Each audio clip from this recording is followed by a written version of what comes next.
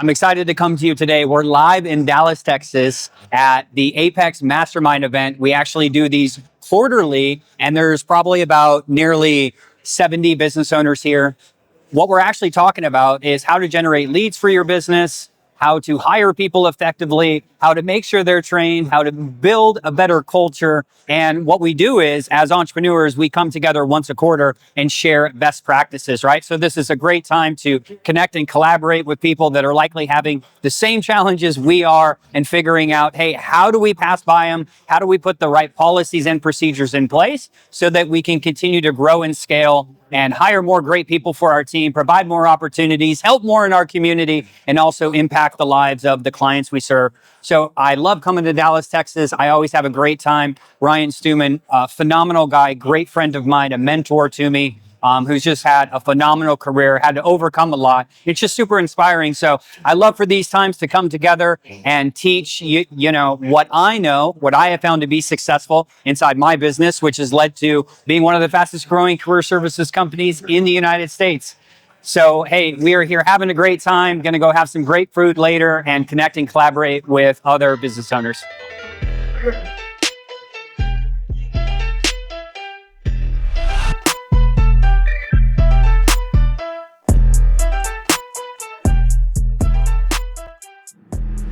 So, hey, a little bit about me. I don't want to bore you too much, but I think it's important for perspectives, right? As I mentioned earlier, I spent 22 years in the Army. Man, I loved it so damn much. I loved it so much. I started as an engineer. I joined, the Twin Towers fell. I was like, shit. Drill sergeant said, hey, get ready to go to Iraq. And then when I was 18 years old, that was my first deployment. Following that, after I got back from Iraq the first time, I said, man, it was hot. I'm gonna go military intelligence, because I learned while I was overseas that they get air conditioning. And then after I went to a year-long school for military intelligence, my dad calls me and said, hey, you should be a recruiter. I was like, no, that sounds horrible. But he was like, hey, you can be stationed with me. I didn't know this, right? So I was like, hey, that sounds like a great idea. Man, talking about anything you do, you know, if you're taking notes, I have some notes on the backside. No matter what you do first, you're gonna suck at it. I don't care what it is. Think back at your business when you started it. You're likely gonna suck at it.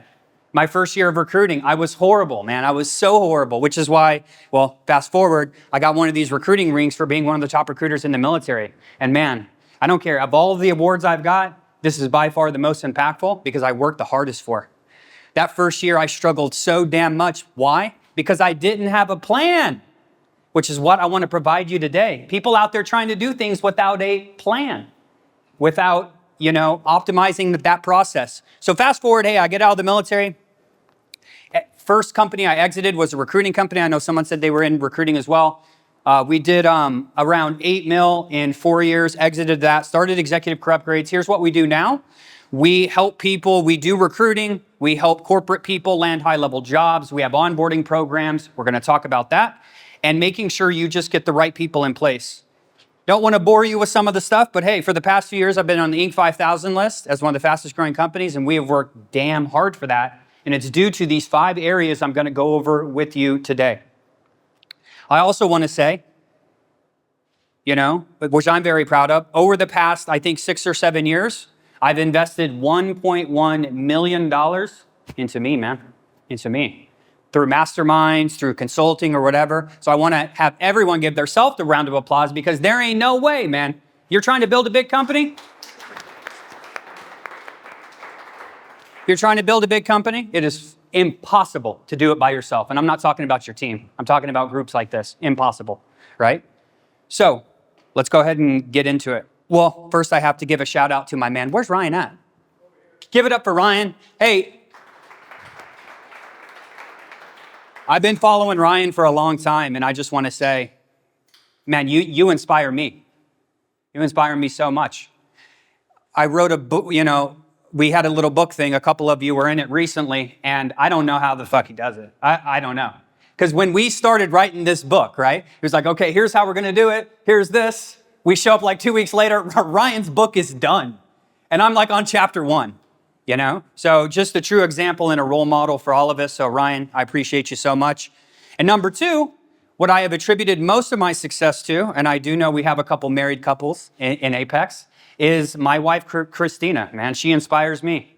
and she drives me freaking nuts. And I'm pretty sure I would bet to say Amy drives Ryan nuts too, because she expects so much from me, man, every day, right? She has little tolerance, very high expectations, and if it isn't perfect, she's definitely letting me know it. It's annoying as shit, but I'm so glad to have her in my corner, man. So get your, having your spouse on the same page is a game changer. Today, here's what we're talking about. We're talking about the 5 critical areas that I think are most important, because here's why. When people think of recruiting, they just think of, how do I hire people? What's the right process? That's important, but I'm going to let you know, I believe that there are many things that are drastically more important that tie in to finding the right people. And I believe those things are, number 1, belief. We're going to talk about it. Number 2, operational effectiveness, leadership ability. Then we're going to talk about recruiting. And then when you recruit someone, when you recruit a great person, that's like 10% of the battle. Now you have to onboard them and integrate them culturally, operationally, and financially. And most people don't do a good job doing that. So one of the turning points in my life was 3 years ago. How I learned and how I believe people learn the best is by developing, hey, where am I right now? Where am I trying to go? And what are the gaps? What are the gaps? So we're going to do a couple assessments here, because when I rolled up with one of my mentors 3 years ago, I rolled up on the Inc. 5000 list. I got everything figured out. I'm like, shit, I went to this place and I was like, man, these are the differences between some of you doing 5 million, 3 million, 10 million to doing 100 million. Because I'm pretty sure that's where we all want to be, right? Some people want to get to 30 mil and then exit. Some people want to go to 100 mil. I believe these are the critical factors that will lead you there. Because when I went there and he was like, who do you want to become? I was like, well, I want to build a $100 million company. And then he's like, well, what's been holding you back? And shit, man, I've had conversations with a couple of you. Not that big of a deal. Nothing wrong with alcohol. Nothing wrong with it, right? Nothing wrong with having a couple drinks. I might have 2 tonight, right? But the thing is, at that time, I was drinking a couple beers a couple days a week. $100 million CEO, I don't know. Maybe they do that. But either way, I had to decide, I'm here now, and I know Ryan's done this exercise before. If you've ever seen it on his YouTube, he said, hey, here you are now. Here's who you want to be. How can you step into that? The close rate of the whole company started going down. This is a huge kind of belief. Keep your belief high at all effing times. Because one of my top closers is like, man, Tim, it's really hard to convert people right now. So of course, we're good friends too. I'm like, really? How do you mean? Bringing that belief back is so easy as it was taken away. Because of course, I have a great wife, like I said, Kristina. She said, what the hell are you guys talking about? Everyone's spending money. She was like, we were just at the mall last week. The mall was full. Remember when we went to the place to eat dinner? The whole place was full. Don't you think if people didn't have money to spend, the roads wouldn't be packed and everything? And I'm like, you're right. Shifted it back. Nothing changed, but just that belief. And it's our job to instill that every single day into the people. And it's not easy. But our people are counting on us. Now, before we go, let's go to someone, hey, who filled out this assessment and said, shit, I got some work to do? Or what's one thing that stood out with them? Andrew, what you got, man? What's one thing that stood out? I mean, I kind of already knew, but operational effectiveness and efficiency and absolutely. Scaling that up is like a constant battle. Impossible to scale without that. What about the belief part? Belief is up. Belief is up, good. A couple of you, I follow you online. I know your belief's up, man. You're saying every day, you know? But that's one of the tricks. The weakness in that section was yeah. I encourage my team, so I need to share that with them more. Yeah. So, just so you know, I'm going to throw a couple stats at you. Here's one. 92% of employees say their leader's belief impacts their own confidence and production. Remember that next time you're leading a team meeting and you're pissed off because you were up all night or whatever the case may be. How you interact with your team, man, is drastically going to affect them.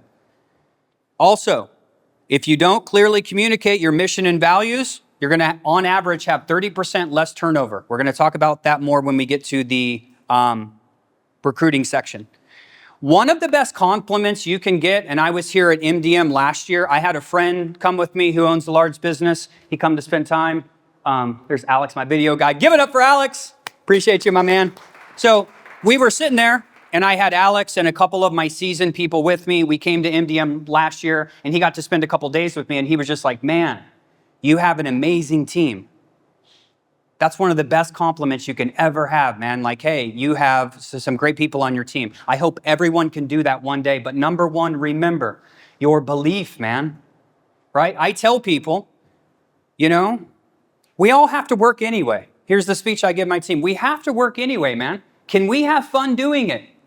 Can we kick other people's businesses' ass? And can we win some awards? Like we have to do it anyway, right? Try to motivate them, inspire them. Okay, let's move on to operational effectiveness. Repeat after me, okay? Without a plan, you are fucked. Without a plan, you are fucked. So I'm gonna tell you a military story. I was in Iraq during the start of the war, and it was July 4th, and this is about having proper policies in place. And I know we're not in the military, but hey, man, we're trying to make money, all right? Trying to help people. So it was July 4th, it was midnight, and we were drinking. Don't tell anyone, we weren't supposed to be, right? Of course. So it's July 4th, we're all having some drinks, and then at midnight we hear, exactly. So at first we're like, is that the field artillery lighting off some rounds? It's midnight, you know what I mean? No, that was incoming mortars. So here's what happened during that time. We didn't have a plan, man. We never anticipated for that. We're out in the middle of the desert. So what the hell do you do? Where do you run, man? We're in the desert. We didn't have no freaking plan. This is very freaking scary. And this ties into belief as well. So here's what happened that day. We got mortared. The next day, they're like, hey, we need to develop a plan for this. The plan was to fill sandbags this high, that wide, for probably 2.5 weeks, wearing all of our gear when it's 120 degrees outside. That was not fun. But hey, what would have been less fun is a mortar hitting near your tent and potentially, killing someone. Over the next 30 days, though, here's what happened, even though we had those sandbags up. We would get mortared every single night, so we'd work all day. It'd be midnight, we'd get mortared. We would immediately have to wake up, put all of our stuff on, and prepare to potentially get small arms fire, attacked. And then we had to wait till nothing would happen for 30 minutes, and then they call all clear. We'd go to bed, they'd do it to us again at 4 a.m. That happened for 30 days. On the 30th day, man, you want to chip away at someone's belief? Mine was done. I remember on that 30th day, I was like, man, no shit, I was so fucking tired. I said, I wish this would just hit my tent. That's how defeated I was, man. That's how defeated I was. But then the field artillery rolled in, who has triangulation software. So the next time they mortared, we knew exactly where it came from, and they just demolished the whole grid lines, and we didn't get mortared anymore. But I just want to tell you, that's the important thing of having plans, man, having contingency plans. Let me give you one example of an important contingency plan. I rely predominantly on online advertising, right? That goes down, we have a problem, right? So critical things in your business, man, critical employees, critical processes you need to have contingency plans. Hey, let's go ahead and spend 2 minutes because again, my goal here is to bring some awareness to you on what might need to change. Do I have the right processes in place? Because here's why.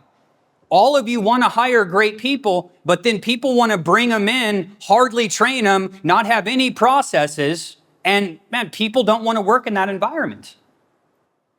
How do we take our top sales guy, our top customer success person, our top ops people, right? How do we share those best practices? So that other people can model their behavior, mimic their behavior, master it, and be the same person as them. You'd be surprised how many people we go to, we help people with onboarding programs where we have really successful people that are crushing it. They haven't replicated any part of their best practices. Honestly, hey, this was a very sad time, and I got very emotional, just like I said a couple years ago when I did something similar, because I did the belief assessment and these different assessments, and then I said the same thing, like, holy shit, I'm failing people. And you should be emotional, man, because these people count on you, right? You're the leader. They count on you to have a mission, to have a plan, to guide and mentor them. And if you can't do that, man, I couldn't do that, and I wasn't a good role model for my people. You know, wasn't alcoholic, but I was drinking all the time. I was out of shape. I showed up to meetings with a big chew in my mouth because I chewed for 22 years in the military. I was like, shit, it's just what we do. And then I was like, you know what? That's probably not the most professional all the time when I'm on Zoom spitting in a chew bottle. But hey, there's just some things I had to do, right? Repeat after me one more thing. If it isn't documented, how can you improve it? Ready? If it isn't documented, how can you improve it? Business is not sexy, man. Processes is not sexy. I would agree. Yeah, we got to smile. It's the boringest shit ever. I do not want to sit around and make a checklist of what to do. But what is the only way to increase the enterprise value of your company? The only way. What is a private equity company going to buy? Everything that's up in here? No, man. They're going to buy your policies and procedures. Only way to increase enterprise value.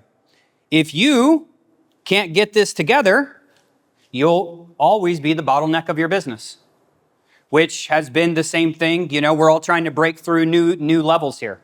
So if you've been at the same revenue target for the past 2 years, you're the bottleneck, man. There is something that you need to offload, something else you need to do, right? Look, people want rules, man. People want rules. They want to know if they're doing well. This is another important aspect of recruiting. And we'll talk about it during onboarding as well, but how do you know if someone's doing a good job? I don't know.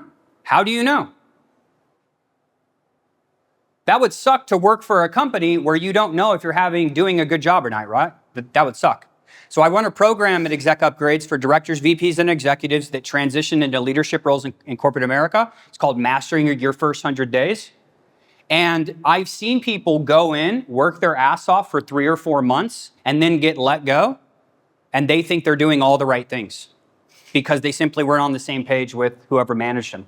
So it's our jobs as leaders to say, hey, you know, here's how you know if you're doing a crap job. Here's how you know if you're doing okay and meeting the standard. Here's how you know if you're doing great and exceptional. So if you don't have that, I would strongly encourage you to do that and figure that out. Who's got one thing on the leadership lid assessment for me? What's one thing that maybe was brought to light? So with the team that I manage right now, we've got some market changes that have happened with competitors that we saw coming, but we're not prepared for. Mm-hmm. And the ability to pivot has been interesting. And a lot of it actually revolves around the first thing you said, which is belief. Yeah.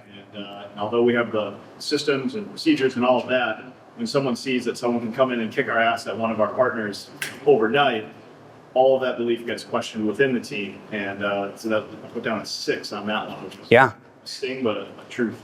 Absolutely. Should have wrecked your business so quick. Yeah, you know, and wrecks Google too. You got ChatGPT coming in and Google's like, Amazon fired their Alexa team because they're like, you suck. And it's funny, you talk to Alexa, Alexa can't understand shit. You know what I mean? ChatGPT, 10 times better. And the same thing is what they're doing with Google. Google's probably going to be out of business, man. Pretty soon, we're just going to be asking ChatGPT something and ads are coming. You know what I mean? There's going to be an ad pop up or something. So absolutely, keeping that belief high is super important. That's why inside leadership, one of the things I had to learn, because it's funny, man, I spent a long time in the military. I went to school for leadership. So I'm like, I got my MBA. Only reason is because the military paid for it and I got paid to go to school. I'm like, okay, shit. You're going to pay me $2,000 a month to get my MBA and you're going to pay for it? It's not a bad deal. But I realized, man, you know, I learned a lot in the military and I learned a lot, et cetera, but I've learned the most from coaches, right? And advisors. And one of the things that we teach at Exec Upgrades is called me, we, us leadership. So again, I want to emphasize recruiting the right people, onboarding them, training them is simply a reflection of you. And if you are disorganized at your house, I bet you have disorganization in your business with your processes. So the biggest part about leadership is how can I get my shit together, right? How can I show up the right way with the right uniform, at the right time, with what I need. So, because if not, how are other people going to do the same, right? So the me, we, us leadership, we all want to get to this. If you want to improve the bottlenecks in your business, this is the biggest thing. Number one, the me leadership. I have to know what right looks like. Then number two, the we leadership. I need to implement that into my team to hopefully get to the us leadership, where if I notice somebody is struggling, well, when I bring on a new hire, if they do something wrong, the team's already notifying me. The team already took care of it. They already did it. They police themselves, right? We would all want teams that way, right? Ryan's even talking about people problems, right? People problems. Hey, when you can create a culture, right, of everyone is on the same page, everyone knows the standard, everyone lives the standard, right? It's easy when new people come in to hold other people accountable. And if you're taking notes, one more thing. Leaders develop daily, not in a day, okay? Leaders develop daily, not in a day. All right, now let's get into recruiting. And I want to share something that happened with me recently. When you have a high level of belief, when you tell people you're kicking ass, when you say winning is the expectation, when you can promote that on social media here and there, okay? When you can win some awards and promote that on social media, that by default will attract great people to you, okay? And I just want to tell you how much your business can shift so quickly. So here's what happened recently, okay? About 3 months ago, one of our competitors was having a shitload of service problems, okay? And what happened was their top sales professional basically said, F this, I'm out, I'm selling all these things, you guys aren't delivering. And then she came to us, right? Freaking killed it, man. She is demolishing our top closer. Last month by almost 30%. And what's crazy is, what did that also do? Raise the whole belief of the team, man. Now we're like, shit, we thought this was possible? Boom, she just came in and accelerated it. And by default, what does that do to the rest of the team? By default, man, they all start performing better. It's crazy, collaborating with her. So just know, if you can get this belief thing down, if you can start taking your business more seriously, if you can start investing in your self-development and put a little bit of it online, you will attract people. And then hopefully, like me, you will attract one of your top closers from a different company. But it gets better. We brought her over, who brought a friend, who brought another person from that company, who brought the chief revenue officer now from that company. And because of really just putting out stuff online and doing the things I'm telling you, nothing to do with recruiting, revenue is literally up like 35% in 90 days. Now, let's look at the recruiting assessment for a second. The biggest problem I see, again, is people don't have a documented process. Therefore, you're screwed from the get-go. You have to, and here's the thing too, who cares what the process consists of when you start? Just write something down and follow it, and by default, you're gonna be like, oh, I forgot something. I'm gonna give you my plan, okay?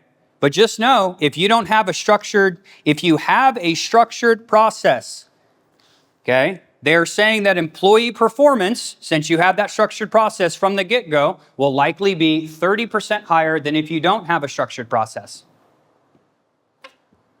Okay? Now, let's talk specifically, let's take a minute. Let's go through the recruitment process, right? I want you to take this with you. I want you to know, hey, where do I need to work on with my belief, with my processes? What are some things do I need to enhance? What are some things I need to do to enhance my leadership development? And what do we need to do with this recruitment thing, right? I'll give you my process that we do, okay? Now remember, I'm telling you from the get-go, you're gonna suck at it. It's boring. Ryan has many trainings where he goes over ChatGPT, etc. That's the easiest thing. Hey, I'm recruiting property managers. They're typically responsible for this. Well, we'll talk about onboarding in a second, okay?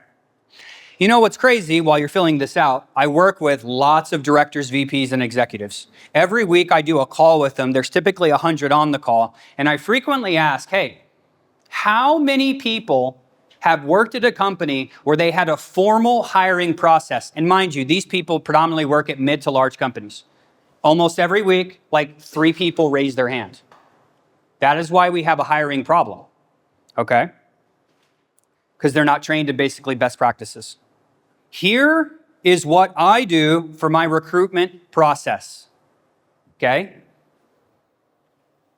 Number 1, regardless, we'll say most of you probably promote on Indeed, LinkedIn, something like that. I'm not sure where you get your people from, or even a Facebook post, Facebook groups. There's asking for referrals. Do you want this person on your team? Because we're going to battle.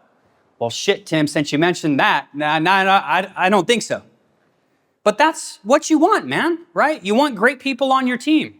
So I would ask you, regardless of whatever hiring process you build, ask yourself, hey, we're about to hire this person. We want to take them to battle with us?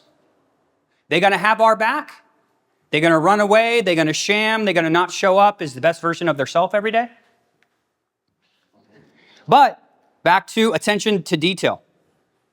Whether it's a job description or a Facebook post telling someone what to do if they're interested, we knock people out so quickly. So at the bottom of all of our job descriptions, if we run them online, at the very bottom we say, hey, if you're interested in this post, do not reply to it. Email careers at whatever. So, you know, I know when you post an ad, you have 800 people apply in 2 days, right? And no one has time to go through 800 damn people, right? Not even if you have talent acquisition. That automatically cuts out so many people. You're like, hey, you're just not paying attention. And number 2, it specifically says at the bottom, okay, of our Facebook posts or that, exactly what to do. Ryan makes jokes all the time. You see Ryan, he was like, hey, if you're interested, do a 60-second post. And someone like doesn't do that and he calls them out on social media. Super funny, right? He was like, damn, you can't follow one damn instruction. It's the truth though. These are the people we're recruiting. There are good people out there, right? How can you attract them though? 1 is attention to detail. So on Facebook posts, we put, hey, if you're interested, email this and provide these details. If they don't do that, they can't roll with me, man. Like, dude, we gave you 1 thing to do. You can't even do that. If anyone is late to an interview for any reason, we do not allow second interviews. We just don't. Okay? So you have to remember, what are you going to allow leading up to the interview? You're going to allow people to be laxed? How well do you think that's going to work out for you? And remember, it's not just your income, it's the team's performance income. A lot of us do bonuses or whatnot. So pay very close attention to the attention to detail. The next thing we do, even for lower entry-level roles, we make someone submit a video interview before we ever talk to them. Period, end of story. Most of you are still doing the hiring right now. You don't have time to be calling all these people, scheduling Zooms and you just don't have time, man. So there's a cheap, affordable recruiting software to use called HireFlix, HireFlix. It's very easy to set up. So our initial phases are, can they pay attention to detail? Yes, they emailed us saying they're interested. We got their resume. The next thing we do is we have a link for them. Hey, please go answer these questions. And I'm telling you, when we look at the 20 video submissions then the next day, already, like, it's kind of like that TikTok. If you see those trending TikTok sounds, immediately no. You know, you're like, immediately no, immediately no, immediately no. Yeah, you know, nothing against certain people, but someone with purple hair and lots of piercings, etc., it's probably not going to work in our environment of conservative Republicans, right? Just probably not going to do that, right? So, hey, it lets you know, man, hey, how is this person presenting themselves?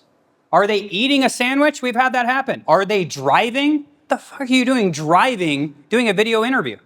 But either way, this will cut out so much time, because if you just put their thing at the bottom of the description and you just said send them here, it literally helps so much. And we also put in the video, hey, someone will reach out within 48 business hours. If we don't reach out, unfortunately, we decided to go with someone else. So then it's not that they're not like waiting or following up. They just know. 2 more things. Yeah, go ahead. Can you double click on a little bit of that video interview of what you're asking for, how long you expect out of it, some of the questions? Yeah. So the first thing, you can do an intro video, and I just typically go, hi, my name's Tim Madden, and I explain the company. But think about this, man. I'm trying to get people excited in all aspects of the interview. So immediately I'm like, we're kicking ass. We're going to be a $200 million company. We're going to be the fastest growing career services company, right? And we expect to win. That is the standard. Like, that's how I'm starting that video, right? It's not like, how's it going? I'm going to, I tried to get him excited, man. Yeah. What do you ask for them? Yeah. Yep, I will. Yeah. So the first thing I want to do, though, is make sure I explain. I want to try to get him excited about who we are, where we're going, what we've done. Number two, I want to re-explain the position very simply. You know what I mean? Like, within 2 minutes. Because here's certain things, right? Complete waste of time. For instance, if Mike needs someone, if their schedule is going to be 12 to 4 on Saturday, like they have to work 12 to 4, I'm going to keep putting that so that later when I interview them, oh, you can't, you know what I mean? So any of those critical requirements that people typically have a problem with, put those up front, right? So you already know that those are good to go. Then it depends on who you're hiring. But at this point, I'm typically asking them 2 culture questions about culture. Something about, hey, what do you think is a culture you'd thrive in? Talk to me about the last leader you had. What are some things you liked about him? What are some things you think he could have done better? The rest is like job domain stuff, right? So, hey, have you done that? We do a lot of sales stuff. So, hey, talk to me about what do you think is the most important part of the call? Why? So 3 like domain questions, okay? Yep. And then, hey, we see if we want to move forward. If so, we do an in-person time. Really though, why we're doing that in-person interview, even though it's kind of needed, we're really just saying, are they showing up at the time they did? You'd be surprised. 15% of people won't. Then we're asking every single person the same questions that we do. But I will tell you, the main thing of tell me about your work and all that, the general interview questions, but what I really want to know on that interview, man, the number one deciding factor is what are your effing goals? So at the end, the main thing I'm looking for is, did they show up on time? Yeah, I'm asking them some BS questions about their driving record or whatever BS. And then I'm saying, hey, can you talk about one of your personal, professional, or financial goals? And if they look at you like a deer in the headlights, dude, you can't roll with me, right? You can't roll with me. You literally don't have one goal, man. One, right? It's not like anything. You'd be surprised. So that is a requirement that we're looking for, those PPF goals. The last thing, okay? The last thing after that, we're having them show up one more time. So there's 2 in-person interviews. One around what I just told you. There's also a question around self-development. Sorry, it's like, what's the last book you read? The last interview is really important as well. Values alignment, okay? Here's what we stand for at the company. Be prepared to say why that's you and how you contribute, right? So Ryan's models, right? He talks about his values. Hey, be prepared to show up and talk about how you fit into this culture. You said this is your second in person? Zoom in person. Yeah. But yeah, on the second one, we're saying values alignment. Values alignment, mutual goal alignment. Really important. So we hire people that want to be on the same mission as us and that have goals. This will solve most of your problems, yeah. Is there a reason, there is. Sure. What is the reason you do the values last? Or not last, but after in your second interview, you're trying to find value alignment. Yep. Mainly because of this. We want to meet with them twice. See, we want to gate this, right? All of you want great people, right? We have so many gates now. Gate 1 is like, can you even pay attention, man? Number 2, can you even complete a video interview within 24 hours and actually show up as a halfway presentable person? Can you show up on time the next time and actually talk about the goals? And then can you show up one more time just to talk about value alignment? So really the only part of why I don't put that on the other one is just to have them show up one more time saying, hey man, can you show up professional one more time? I'm still gonna be skeptical, but we'll give you a shot then. So that's why, really. It's just to show up one more time. Again, this is super important. You can bring great people into your company. I could have had that Brittany person, right? Or come into my company. If I wouldn't have had an effective onboarding thing, okay, she might have left. Who knows? And don't you want to make it easy for your employees, man? Who wants Man, please don't tell me you're like, every time you onboard someone, you're walking them through every damn thing. It's like, man, you do that? Anyone ever done that like 20 times? I have. You're like, shit, man. Okay, we got to onboard someone. We got to do this, all these questions, right? Because we don't have a documented 30, 60, 90 plan. It's not like, hey, you just onboarded. Here you go. Let's record this. Watch this recording. Tell me this. A lot of people don't have onboarding programs, so onboarding becomes this like, crappy thing. Now, but really, I don't even want to talk about the onboarding, like the training part. What I really want to talk about as you guys are completing the onboarding assessment is how do you, in the military we use this term, and I think it's a good term, indoctrination, right? I don't think of it as onboarding, I think of it as indoctrination. And I want to share with you another military story, if that's okay. I had just joined the military and I was 18 years old and I was at basic training. For the first couple days of basic training, you're in this place called reception. What you do there is they get your paperwork right, you get 12 shots right in a row, and they're just prepping, they're giving you all your gear so that the drill sergeants later can come pick you up. So you're literally there for about 4 days. It's pretty damn boring. So right when you get there though, they give you a pillow, a blanket, and a sheet, right? And a pillowcase. So on day 4, we're about to leave, all my stuff's packed up, and they're like, hey, go, it's time to turn your stuff in, your pillowcase, your pillow, and all this stuff. So I grab all my stuff, but for some reason, I forgot my pillowcase. So I'm down there about to turn in my stuff, again, day 4 Army, and I don't have my pillowcase. So number 1, don't not ever have your shit. It's not a fun time, regardless if it's a pillowcase or whatever, because it's the principle. So of course I don't have my pillowcase, so push-ups, right? Push-ups, push-ups, push-ups. People yelling at me, you know what I mean? Are you stupid, etc. When the military was just a little different, right? And they're like, all right, run up downstairs and get your pillowcase. As you can imagine, what happens? I go up there and, can anyone guess? No pillowcase. Right?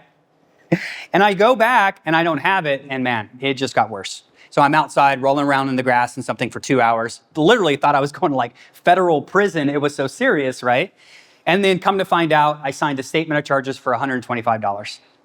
The reason I want to share this with you though, man, is the military, what they want to do is they want to break who you were so that they can build you back up in another place. And they do a really great job of doing that. And the reason I shared that with you is I want to share you something else, like that's what they expect, man. That's not how we run our businesses, right? They're shut up, do what I say, it wouldn't work in the civilian sector, right?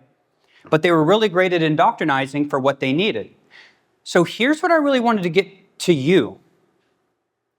Some people just join the Army, right? And then some people, when they enlist in the Army, they join Special Forces. And you can join the Army right away and just say, hey, I want to be a Special Forces soldier. We can probably both agree that even though they're joining the same organization, you can imagine the Special Forces is going to be tremendously harder. They're going to hold people to higher standards than everything else. Why do you think that is, though? It's because of what they expect of them and how they onboard them, right? If a Special Forces soldier completes all of that training and went to a normal unit, he would probably be saying, what the hell is going on here, right? So I would say, man, how do you onboard your people? I tell you how I do it, man. I get them excited. Welcome to the team. I introduce them to people. I let them know how they're going to contribute to the team. And most importantly, what I expect out of them on day 1.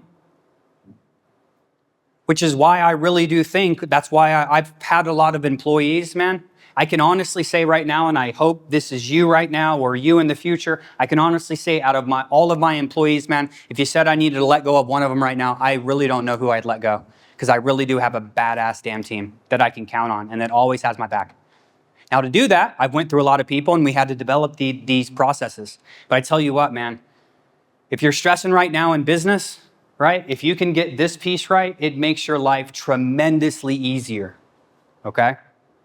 If you have a good onboarding system, the way you onboard people, the way you let them know what to expect, statistical stat right now, 82% higher retention rate if you have a good one.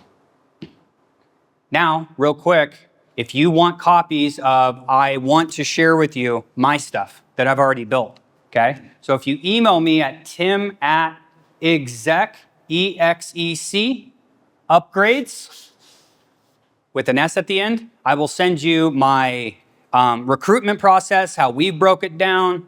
I'll send you what my onboarding and training program looks like. Now, obviously, this is not for, these are for my employees, obviously, but you can, kind of take what I've created and figure out what would work for you because I already have it developed.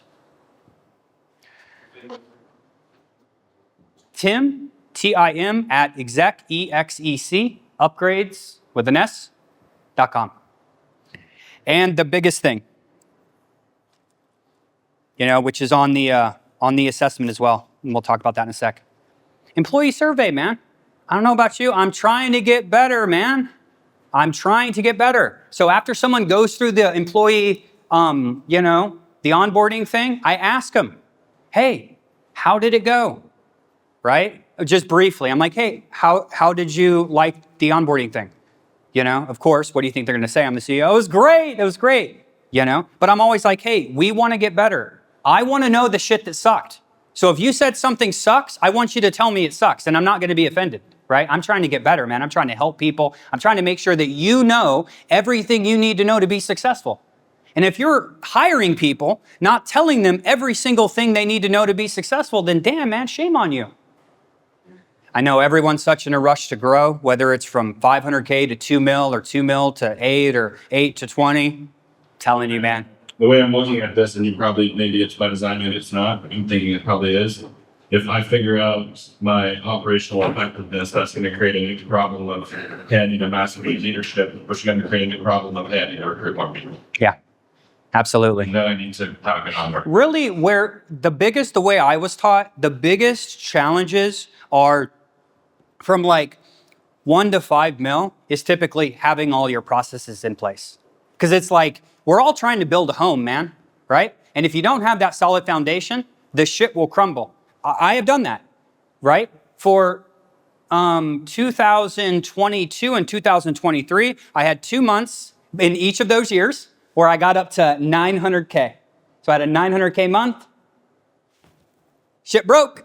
Culture, everything happened. I'm back down to 400K. Okay, let's put some more systems in place. Drove it up next year. Fucking same thing happened again. And then I'm like, okay, now we finally got to consistent, but here's where the struggle I was dealing with. 1 to 5 mil is typically have all of your processes in place. Once you get past 5 mil, your next biggest challenge, leadership. Not you either. You will need to hire other leaders, right? That is, that's a whole different thing. And that's where a lot of people get stuck in their next little break points in business. Yeah. Another tactic is just automated systems. So obviously we have software that we created for clients that we use as well on LinkedIn. LinkedIn, man, everybody's on LinkedIn, right? So what we do is we have LinkedIn Sales Navigator. We go and we can literally pick whoever we're trying to recruit for. I mean, dentists, chiropractors, accountants. I know they're always looking for good accountants back there, right? So one of the things you can do is pop into LinkedIn and say, hey, who are all of the accountants who live in Tampa, Florida? Shit, okay. There is, I don't know, fucking thousands of them. And then actually with my software and many other softwares, you can say, download all of their emails and phone numbers. And then what you can do is take all of their emails and put them into a cold email system and say, hey, I'm Mike with so-and-so. We're actually looking for, you know what I mean? So really, because one of the challenges you're going to face is just you need to increase volume, right? That is one way to literally tap into, every single accountant or every single sales professional in your city. And then you have to just pick a target of like, what type of sales professionals do I think would be good? Like what industries are they in?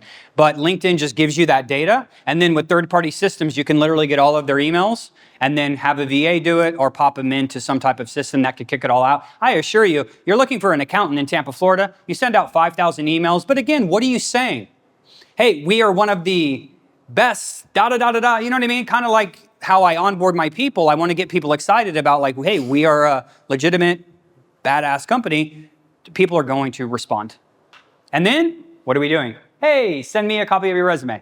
Can they do that? Okay, complete this for me. Can they do that within 24 hours? And it's literally the same process. But one I'd look into is for volume, you can't beat that. And it's relatively inexpensive. Yeah. Yeah, I said earlier, failing as a leader, and it's become very apparent, at this, that it's like I'm succeeding at what I'm doing, but I'm failing to translate that to the team. Specifically, like those policies and procedures don't exist. Yeah. Because startup, smaller, It's okay. How do you translate an evolving, business model? Essentially, you're establishing something new, and you have to keep adapting so those change. And then it's constantly having to catch up. Like we're always in this situation where, I didn't even change that. Yeah. And it's like the next day. Yeah. Here's what we did. We identified, I don't like billing policies, remember? I think it's boring as shit. It's the most boring thing ever. So I have someone on my team that's their additional duty. They're a coach and advisor, and then their little side, everyone has additional responsibilities, which is why it's listed. We have this kind of graph we built that says, hey, you're all coaches, but I need you to make sure you do this, and you check this, and they're kind of additional assigned tasks. And one of them is the policy stuff. And I found someone who wanted to do it, and then I invested in them. I was like, shit, she's been with me for 2 years now. And I was like, hey, I need someone to help with policy and process who would be willing to spend a couple hours a week. I identified him. The next thing I decided to do is invest a little money into him. I said, hey, how would you like to go get a PMP certification? Would that interest you from UC Berkeley? She was like, hell yeah, paid $5,000. So she was doing those courses, really enjoyed it. Now, what do we do every time we make a policy? It's like, say, the first time we did an onboarding, right? It was kind of, I'm onboarding Tyler. Jim would be sitting right here, and Jim would be taking all of the notes, and we'd record it. So I'm just talking to Tyler, doing all the shit I've done 30 damn times, And then now, though, I got Jim, who's just sitting here, who's collecting all that data. And then I tell her to make a form and make it look pretty for me, or just go to Fiverr, and then she's created that form. And then when something changes, she's the one who created it. Hey, Megan, we're no longer using this HR system. Do me a favor and upload that. And if they're really good and really bought into the mission, because you have a high level of belief and you tell them we're taking fucking over and all of these things, well, you get to that us leadership. Then what do you think happens? She's fucking updating the shit before you even have to tell her. Because she's like, and it's like common sense to her. She's like, well, why wouldn't I update it? We're not even using that other system. But again, man, that's less about recruiting and training. And that's more about culture. More about culture. I was watching a venture capital lady who's raised like billions of dollars for different investors. And she was saying, one of the things that they look for when they're trying to invest in companies, man, and probably the biggest thing, and what I'm really proud of, because Kristina, my wife, she doesn't give me compliments a lot, man. Two fucking high performers getting married to each other, And then everything has to be a challenge all the time. Like if she writes a book, I'm gonna sell more than you. I'm like, okay, babe, shit, we're on the same team, But one of the things she said, what I love the most about you is no matter what freaking happens, man, you just never quit, So you're gonna have highs and lows in business, man. And sometimes, man, I don't know about you, anyone ever had some huge fucking chest pain, man? Just chest pain so damn hard to sleep at night because you're worrying about something. Welcome to entrepreneurship, man, But what I really like about, my man Grant Cardone, he was just like, hey, if you never quit, man, you can't fail. So those are the last two things I got for you. Remember, belief-wise, you are the heartbeat of your company, man. You need to feel good every single day. You have to feel good. You trick yourself if you have to. You just have to. So what I've done, I think I told Tyler, I've been listening to good old Brian Tracy recently, some of his old stuff, man. He's got good stuff. So the two things I'll leave you with is, hey, to keep that high level of belief, hard to have a high level of belief when you have a negative attitude or you're complaining about something. So one thing I'm trying to do every single day, and how can I be positive every single day, regardless of the hugest shitstorms rolling through? Because I know if I'm not showing up as kind of agitated or whatever, it just feeds into my team. But vice versa too. I show up jacked excited every single day. We're going to change lives in this. The team beats off that. And then, gratitude every day right when I wake up, man. Right when I wake up, I'm like, man, it's another day. It's another day to spend with the team. It's another day to spend with you guys. It's another day to go kick ass in business. So those are the things I try to stay focused on every single day. If not, entrepreneurship will beat you up. Everyone, thanks for having me. I hope I gave you some good things to ponder, to think about. Make these adjustments into your business. I know it'll serve you well. Thanks, guys.